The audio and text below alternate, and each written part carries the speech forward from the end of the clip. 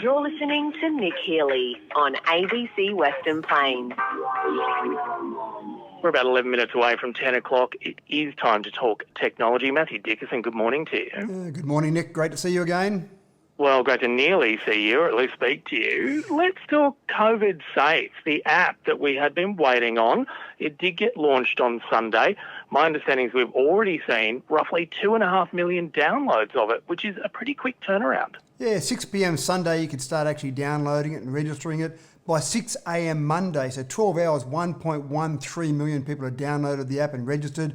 By Monday night, 2 million. As you say, it's up to about 2.5 million now. And the government was pretty excited about the figures, the initial figures coming in. And that's great to see so many people downloading it. It will tail off, in my opinion, pretty quickly. You will see those people are keen to get on, try out something new, really concerned about COVID. They'll all jump onto it straight away.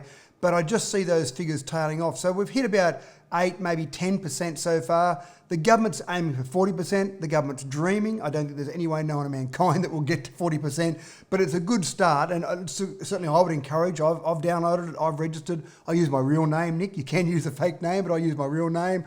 And I encourage people to use it, but I just don't think they're going to hit that 40% figure. Well, it's an interesting one because we aren't talking about how many people have downloaded it. That doesn't necessarily equate to people setting it up. It doesn't factor in people who might have had a look at it and deleted it, or it doesn't equate to people who just never get around to turning it on in the first place. And I did actually have a look, Nick, before this interview to see if there was any information from the government as to how many registrations, because your point is absolutely valid. Downloading it doesn't mean you're using it, but I couldn't find any data from the government to say how many people have actually registered, have signed up to use it yet. Keep in mind too, Nick, that the most susceptible age group is obviously the older age group, and they don't have the same penetration of smartphones as the rest of the population. So the people that we want absolutely to download it and use it the most are the people that are least likely to have a smartphone and least likely to actually download a new app. Having said that, it's still relevant for all of the community, but again, that target age group, it'd be great to see a greater percentage of those people having smartphones and using it. And I have heard that for people who are on the Apple ecosystem, there can be a few issues with the iPhone and the COVID Safe app. Yeah, there's some little issues there. It's actually a bit tough on battery life. It drains battery life a little bit. But again, I think the government's aware of that and they're trying to address that because it needs to sit in the background. It's of absolutely no use if it's not sitting in the background and using Bluetooth to communicate with other devices that it comes near. That's the whole point of the app. And obviously that's going to use some battery life, but it seemed to chew up battery life on an iPhone a bit quicker than it did on an Android phone. And there were a couple of little glitches with installation, although some of the reports that I read were people that were installing it that were very keen to use it, and they installed it and tried to use it before 6 p.m. on Sunday night, and of course it wasn't ready to be registered before then. So the star rating at the moment, I looked again before this interview, and it's sitting around about 4 stars on the App Store, so that's usually a pretty good indication of an app that's doing not too bad a job.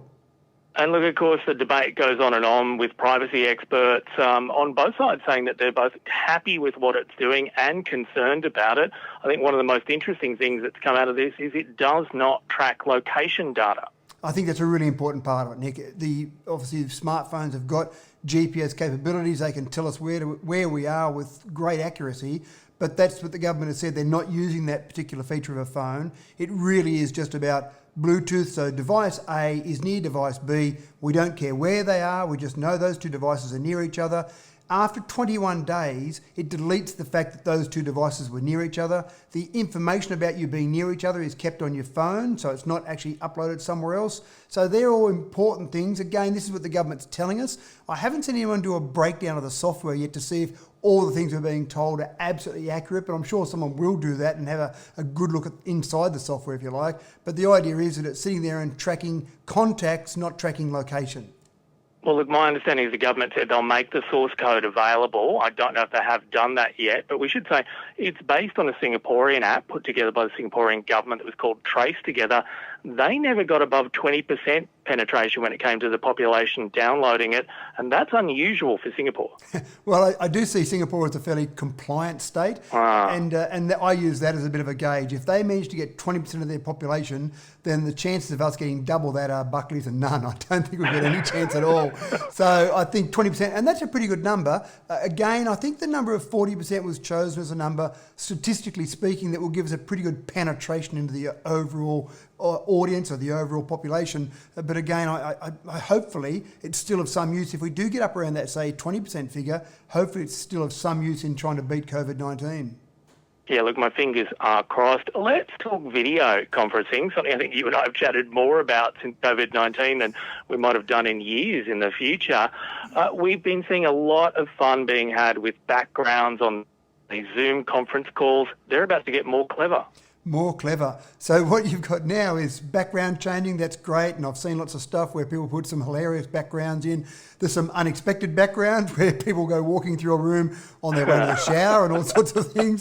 But you've now got the ability to be someone different. And so one particular company has come up with a way of being, and the examples they gave, if you want to be Albert Einstein, if you want to be the Mona Lisa, if you want to be for some strange reason Donald Trump, then you can do all of these things. And basically you take a high quality photograph, upload it to this particular bit of software, and when you do your Zoom call, as long as you keep your head fairly still and don't jerk around too much, then the face that you'll see, or the people watching you will see, will be the face that you uploaded.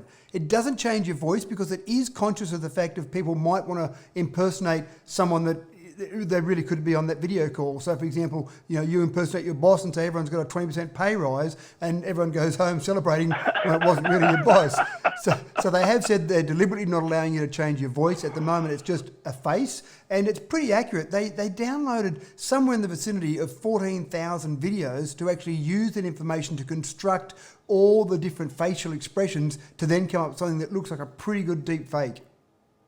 So, Matthew, is this the same technology that makes those deep fakes, or is it something different again? No, it's the same technology. So exactly the same technology that you see for those deep fakes, it's being used here. And again, it's being used, I think, in the right spirit and with a bit of fun in mind. Obviously, it could be used for nefarious reasons. So they are conscious of that with the voice, but it probably wouldn't take much for someone to go and add their own voice adaptation in to then use this technology with some voice changing and suddenly be someone else. Yeah, I think we'll need to be keeping an eye on that. Look, just finally and very quickly, we know that Elon Musk, he's a big thinker, he's a deep thinker, he comes up with some wild ideas. He reckons he's going to have a Robotaxi fleet this year. I think he's been talking to Scott Morrison. I think he's dreaming as well. I think he's been talking about the autonomous driving. Look, I've got a Tesla and I've played around with the autonomous driving and it's good fun, but that's about the extent and about as far as it goes.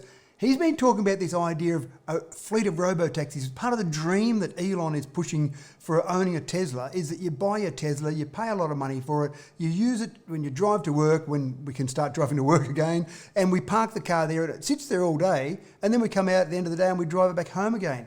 His dream is that during the day, it's earning money for you. You actually lease it out as a robotaxi, no driver required. It goes around, picks up people, drops them off. They pay a small fee for that. And that's the way that you earn some money from the investment that you've made in the car. So that's the dream. He's now talking. He's made an announcement via Twitter. What else would you use but Twitter to make a major announcement? And he's made the announcement to say that this year, 2020, will be the year that we'll see the robotaxi fleet come to fruition. And look, again, I don't think it's going to happen this year. But again, the idea of driving, excuse the bad pun, driving this innovation towards getting to the point where cars will drive themselves is fantastic. And it's still got some way to go. But this dream of a robotaxi fleet, I think, is fantastic. But the big question I have is, would you be confident, Nick, jumping in a robotaxi in the back seat with no driver in the front seat? Look, it would take me a long time, and we should say Elon Musk, not the first person to give this idea of, I think, almost vehicle as a service, the idea that cars are something you lease as much as you own or rent, but he's going to come up against rules and regulations from governments and from states anywhere he tries to pop this in. Yeah, that's right. And even in the testing, I mean, we know that Google have driven millions of miles in America with their testing, obviously Tesla with their testing. You've got Apple out there doing the same thing. And we know that there are only certain states in America when they've been doing their testing with self-driving cars. And again, they have a driver sitting in the front seat, but the idea is not to touch any controls, let the car do its thing, but still be there ready to take over if needed. There's only certain states, and I think from memory about 7 states in the US allow this particular testing to go on. So even just for the testing phase, it's not everywhere. So getting to the point where the rules were able to be to the point where you can actually say, we've got a car, no driver in the front seat, here we go, the regulators are happy with that, that's some way off. Some way off indeed. Matthew Dickerson, we'll leave it there. Talk to you again in a fortnight. Thanks, Nick. Take care. Thank you. Tech expert Mathew Dickerson there. Very good question.